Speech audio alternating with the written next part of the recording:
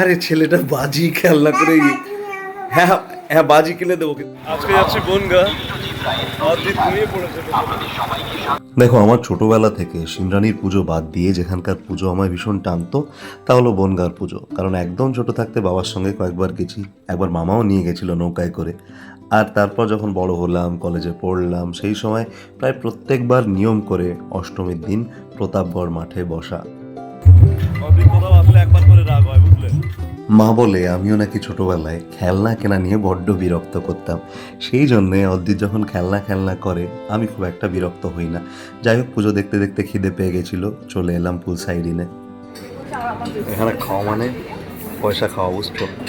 পয়সা নিয়ে মনে করো এটা টাকাটা জাস্ট খাচ্ছি। ডিনার শেষে আমরা চলে এলাম প্রতাপগড়ের মাঠে। এটাই বনগাঁবাসীর ম্যাডক স্কোয়ার বলতে পারো।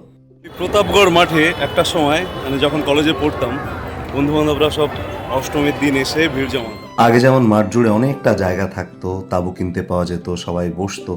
এখন অবশ্য প্যান্ডেলের ভারে সেই জায়গাটা অনেকটাই কমে এসেছে। বাড়ি ফিরছিলাম, হঠাৎ চোখ টানলো একটা নতুন প্যান্ডেল। প্রত্যেকদিনই বাড়ি যাওয়ার পথে একটা স্পেশাল প্যান্ডেল আমরা দেখতে পাচ্ছি। বনগাঁ থেকে চলে আসছি, গোপালনগরে দেখছি একটা সুন্দর একটা প্যান্ডেল। সহজ পাঠের আদলে এখানে প্যান্ডেল করেছে। দিস ইজ বিউটিফুল, অসাধারণ।